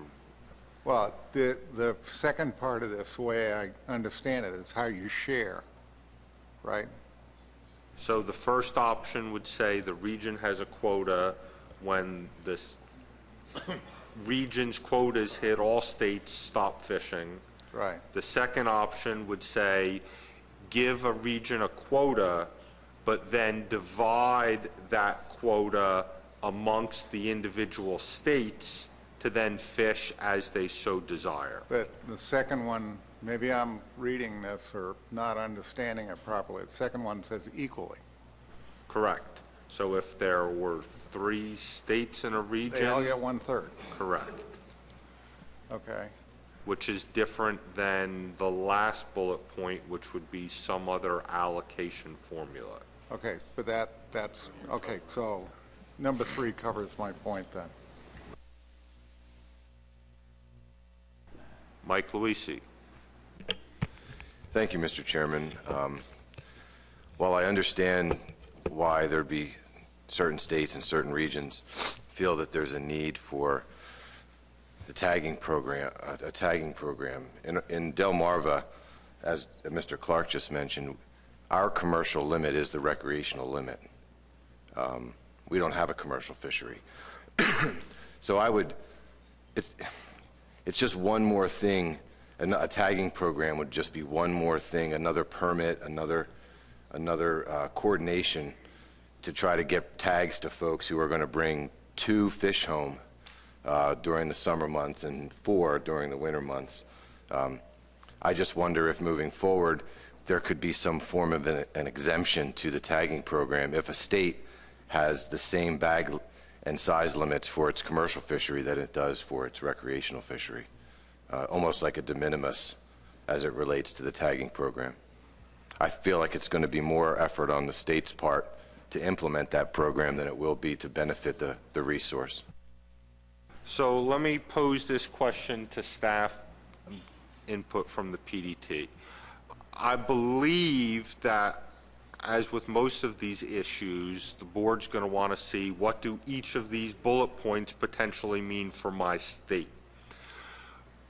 If we just gave you an answer today of the board wants to institute a commercial quota, what additional guidance would be needed to start developing some of these options to bring something back to the board in February? Is that enough information, or do we need to delve deeper into these today? Well, we would need to go back to that, the commercial and recreational split, to see if there needs to be a greater reduction from recreational versus commercial. So that question would definitely need to be answered. And then just the third bullet item, if we're going to allocate a regional quota, which could be an option in the management document, it would be helpful to have some kind of thinking on how you would like to allocate that. Do you just want to use historical landings and the PDT can come up with different years to show historical landings? Or is there some other way that you would like to allocate a regional quota? Okay, so I'm trying to keep us on track here, and we've kind of taken 2 items, 4 and 6, and there's certainly an understandable need to consider them both together, but it's making it a bit difficult to answer either question. So let me go to Joe, who had his hand up. Thank you, Mr. Chair. I also want to remind everybody that through addendum 4 and 5, we had to come back with addendum 5 because certain states were saying their commercial fisheries were also, going back further, addendum 4 was saying that we were going to reduce F in this fishery by only taking cuts in the recreational sectors coast-wide, and then coming back and saying some states needed to do something with their commercial fisheries. So I have a concern, I guess, and it may not even be part of our region, but with allocations being based on years where certain states knew that their commercial fishery was part of a problem, and maybe that wasn't the case for other states. Thanks. Okay, so pretty much every speaker I've heard no one speak against a commercial quota. So I think we'll direct the PD. Okay, I'm not sure all right, so we'll hold up on that. Roy, you had your hand up. I think the Delmarva region's kind of in unanimity then a commercial quota is not needed for our region. Thank you. So an option to move forward with would be a commercial quota in only certain regions, which is part of item 7, which we would discuss next, correct? Right, I mean, we can include the commercial quota option. I can take it out to public comment in that region, and then if it overwhelmingly comes back that you do not want one, then it can just be striked from the record, and then that region would not have a commercial quota. Wilson? Thank you, Mr. Chairman. Just a question. So, and this relates to the tagging program and to, if I'm remembering correctly, law enforcement concerns that prompted consideration of that in the first place. So even if you do have a situation where you don't have commercial fisheries in place within a given region, if you don't put a tagging program into place coast-wide, does that leave you open to the possibility that then you've created a loophole, you know, in your enforcement program? I would defer to law enforcement to answer that question, but it does seem like that would then create a potential outlet for continuing some of the illegal harvest issues that we're trying to address in the first place. Dan, I had your hand again. Yeah, I agree with Wilson's comments. I want to recall the discussion of that law enforcement subcommittee we had about the need for tagging, and I believe there were some Delaware enforcement officers who did express concern that fish were being harvested and sold, and they weren't being accounted for. So it seems to me another option should be, and to satisfy Mike's concern, if a state has the same commercial limit as their rec limit, then maybe they're talking about no commercial sale, because if you're going to condone commercial sale that are going to be untagged fish, it completely undermines our concerns that there's a lot of fish leaving our states and going over state lines into these markets, especially in New York, and we just have this fear that it's a big sinkhole of mortality. So if you're really going to manage this thing with a common limit, then you essentially have game fish, which maybe ought to be an option up here, to have no commercial fishery. All right, let me turn to law enforcement for a moment regarding the discussion about a commercial quota in one region but not others, or in all but one region. Let me get their comments first. So the way I see it, if you don't have a quota, that's fine, but every fish that goes to a commercial market, if you're going to have a tagging program, needs to be tagged for consistency. The tagging program is going to flesh out the black market fish, with there being a potential for fish to get to market that don't have to have a tag because they're from one of the states that doesn't participate in the tagging program. That defeats the whole purpose.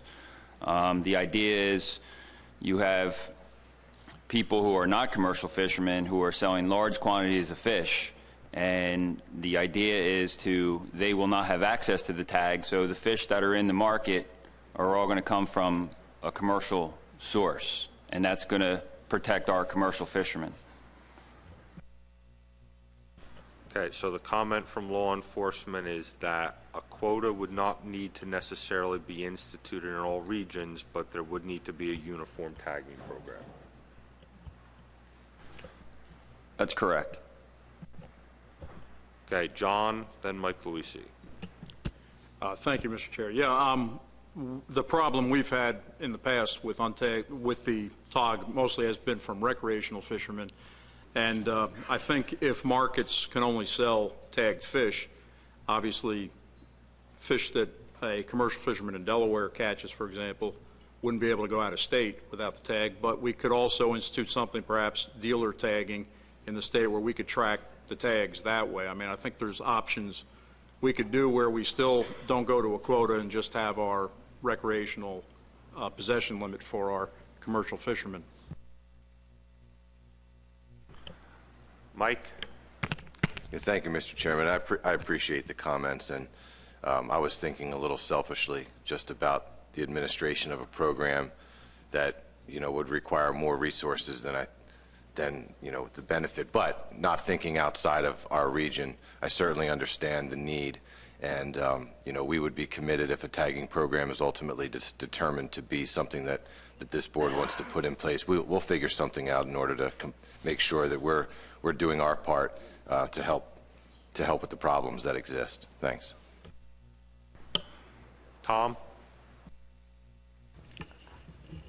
I couldn't let the comment go by. It's not recreational fishermen, it's poachers. Yeah, I mean, this is, you know, we keep saying that it's not recreational. Anybody that's hook and line selling fish illegally is a poacher, not a recreational angler.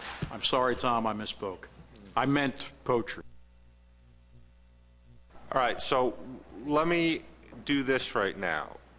Let me ask Ashton to give us some guidance on what answer she specifically needs from us on this today. The goal was to bring back a draft amendment for the February meeting. The timeline for 2018 implementation could have that draft amendment back in May and still meet 2018 implementation, but we would need to find some way to get through these issues. One way would potentially be to take them all back, think about them, and just bring them back up for discussion again at a February board meeting. I'm not sure we would make tangible progress.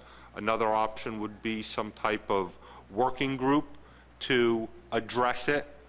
Okay, but let me ask Ashton what answer she would need and to go back to the timeline here. So just thinking about the next issue, which is management within regions, and you know, really starting to manage this fishery within regions, it seems like maybe 3 regional working groups might be helpful.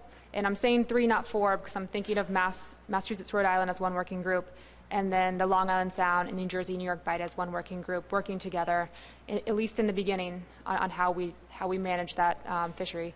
And then the Delmarva working group kind of working together as well. Because I realize, I mean, we don't want to have the same management coast-wide. That's not really the goal. There's different stock status coast-wide. So maybe working together in small groups might help us get to where we want the regional management measures to be within each region. And they can be different across regions, and that's fine.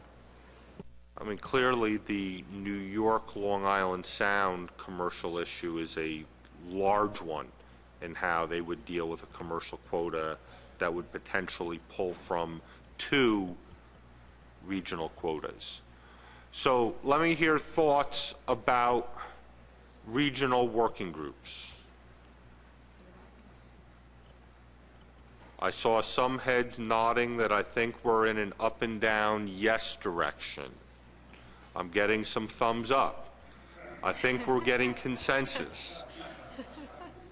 So what those regional working groups would specifically work on would be items 4, 6, and the one we haven't seen yet, which was 7. If you could just pull 7 up for a moment so we could take a look at that.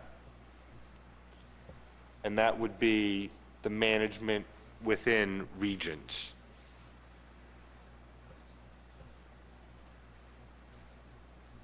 So I'm still seeing heads nodding. Now, if we pulled that together, we would then get input from that, discuss it in February here at the board, and then give that to the PDT for further development. In the meantime, the PDT could, if they so choose, work on the items we've passed on so far for development. Okay. I saw Joe's hand up, and then I'll come to Bill Adler. Thank you, Mr. Chair. I just had one question, well, I guess a 2-part question. One, has the AP weighed in on any of this, and are we envisioning them as part of these working groups? Thanks. So who we put on the working group would be at our discretion. Typically, I think the AP would get the draft amendment when we sent it out for public comment, and we would get their formal report at that point. Tony? We actually do engage in the draft, the AP, before the draft goes out for public comment, but we would need at least a substantial draft to engage with them on, and I don't think we're there yet. So you could either include them in the working group or wait until we have a little bit more meat on the bones, and then we can engage the AP as a whole. What I will offer, Joe, is with some of the tagging work, we did reach out to them at that time to get some feedback as we were going through that process. So they have been engaged on parts as we've moved forward, and that would be a good suggestion. I had Bill Adler's hand up over here. Thank you, Mr. Chairman. First of all, in the process, the development of a draft, if it's an amendment, would actually be developed, would it not be development of a PID first? As amendments usually go that way. A PID that goes out, then comes back, and then we do the draft amendment and proceed from there. I think that's the process. The second thing is, I just wanted it noted that I don't know if quotas are adopted, if there's a provision in, or there would be a provision in an amendment for a transfer of quota. If we go that route, if there is a quota, because I know some of the plans have transferability, others don't, and I just would think that if you could put, if something in the document would allow for transfer of quota, if there's quotas, then at least it's in the document, and we wouldn't have to come back and say, whoa, we can't do that if quotas. So those are my two comments. Yep, and you're 100%, and the PID that had gone out for Tautog helped get us to this point so far to keep us focused on these issues as the ones that we need to develop in the draft amendment. So we're good with going ahead with some regional working groups. Do we want to get members here today, or do we want to form those afterwards? What's the thought of staff? Okay, so what will happen is staff will follow up with the individual states, and we would focus on the three regions: Mass and Rhode Island, Connecticut, New York, and New Jersey, because we've got to deal with the Long Island Sound issue, and then Delmarva, and we would discuss those three issues with regards to the commercial quota, how to deal with potentially splitting it recreational and commercially within each region. All right? We've got consensus there. Bob? Yeah, I just think, controlling expectations a little bit. I think it's going to be hard to get a final draft for February given the working group structure, and I think we'll carry it as far as we can at the staff level.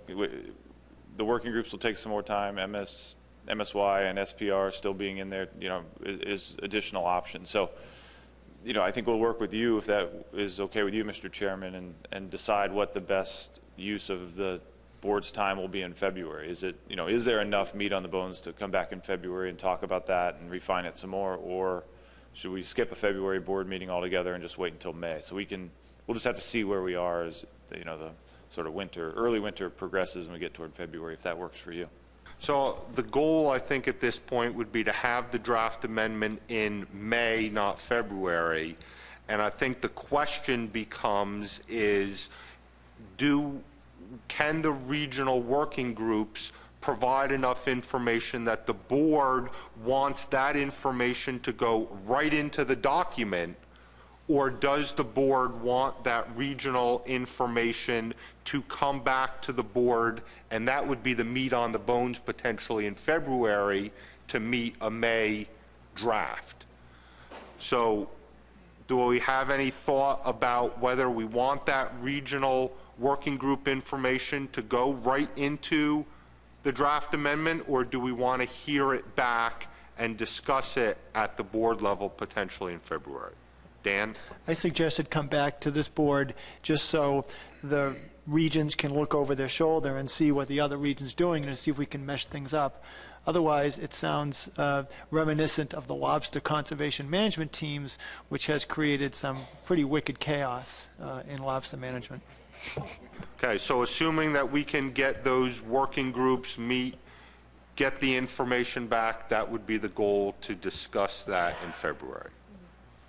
Okay, so let's go back to 5 with the tagging trial, and the question that we want to answer is, do we want to, in the amendment, similar to the previous discussion we'd had, do we want to have the amendment clearly specify and have the PDT develop what the tagging program looks like? Or do we just want to initiate a tagging program and then have it further developed in a future addendum? So I'll turn to Ashton for the presentation on the update of the tagging trial, and then we can try to answer that question as our last item of business today. Okay, and it's I've brought pictures and videos, so it'll be fairly quick, but just kind of want to put some pictures to this. So the tagging trial has begun. It began on September 28th. So there was 3 tags we were looking at. I mean, originally we started with like 20 tags. LEC looked at them. We narrowed it down to 3 tags. And now, as with any project, it has been narrowed down further to 1 tag.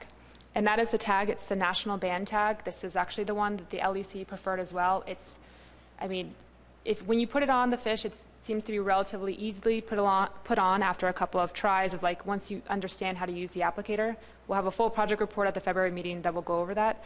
But if you cannot take it off the fish and salvage that tag. It is not, it's 100% not possible. So that's kind of the main thing that we wanted, and it also allows us to put a numbering schematic on it, as well as the year and the state. So we'd have to give these out every year, and they'd be specific to that state and that year. And so now you can see the fish actually being tagged, and it's the percula. There you see now the tag is on. And the last slide is, these are the tanks that the Tautog are in. So there's 15 Tautog that have tags on them, and there's 6 that are untagged for control purposes. And now I just wanted to show a quick video of the Tautog with tags on them. And I just want to thank New York DEC and Stony Brook University for putting this together. You know, they've been great to work with and to get this underway. And so we can replay it like 2 times because it's kind of a quick video.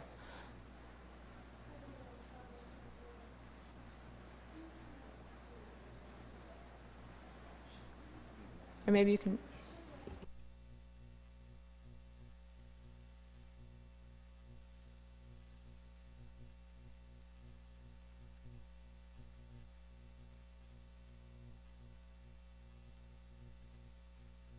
Bill? Just a question as to where are you planning to put the tag, and in the gills, as you said, or somewhere? And is there any mortality of that fish that you've seen so far? Ashton? So the tag was placed on the opercula, you know, right here, in the bony part. And so that's the whole entire purpose of the study, is to gauge mortality. I've not heard of any mortality, but I'm not going to say that there's not, because the full project report will be presented in February. But from what I've heard, they're taking the tags relatively well, and there's no issues to report. So, Eric, I'll come to you in just a moment. I think what we'll do is we'll just send that video around to anybody who wants it. If we can't get it up, if we can get it up before we get done here, otherwise we'll just send it around. Eric? Thank you, Mr. Chairman. Are the tags FDA approved? Ashton? I'll have to check if they're FDA approved. I was not aware that tags had to be FDA approved, but that does make sense, I guess, for cattle purposes that it is. But for cattle, but I will check to make sure. So it looks like we've got the video going there a bit.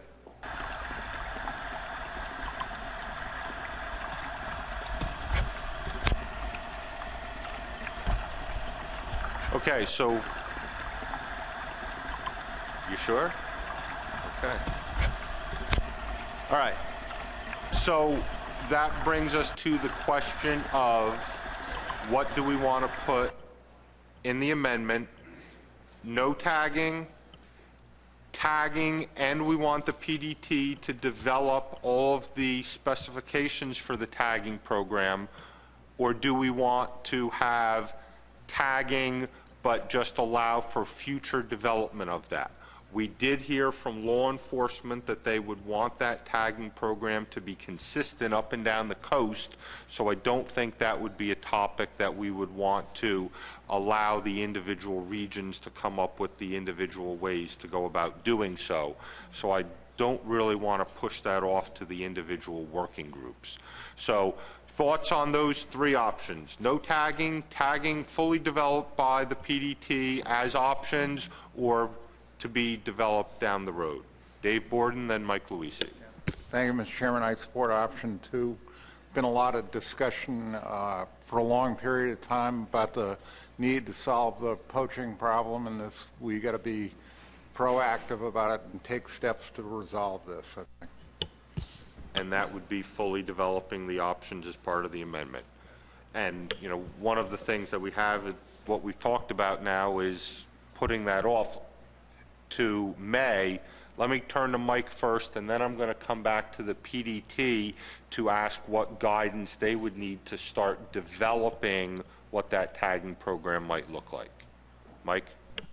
Yeah, I'll simply just say I think option 2, which would be to have the PDT develop the program, would be the way to go. I think we need to kind of learn from our experiences with striped bass, where states kind of took their own direction on how they were going to apply tags, only to find that years later we were doing addendum 3, which, you know, made everything consistent throughout the coast. So I'd be supportive of option 2.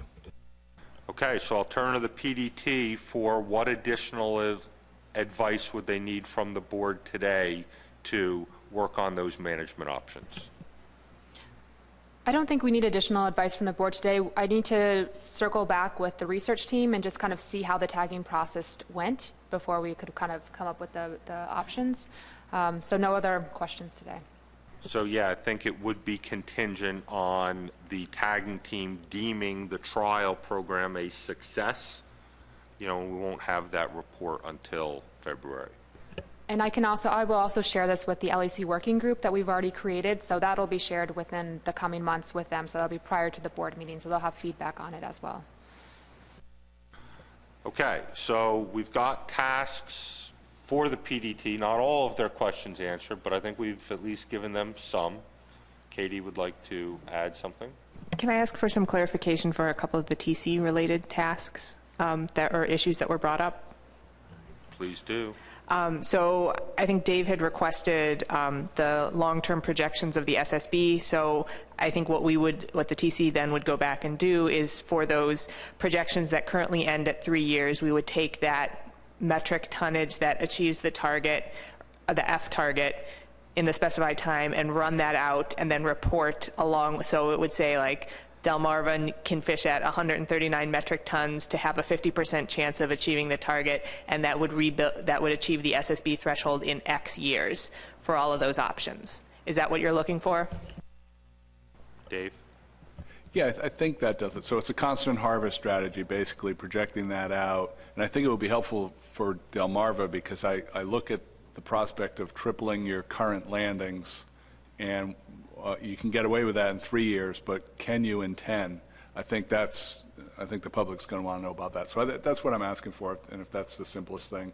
And the other thing is that I would be happy with just an SPR projection for Long Island Sound, if that's okay with New York. I was concerned about eliminating MSY out of a sense that would put more pressure on Rhode Island and Massachusetts, sort of being the odd ones out. But I think it's easy enough for us to explain for Long Island Sound. They look the same.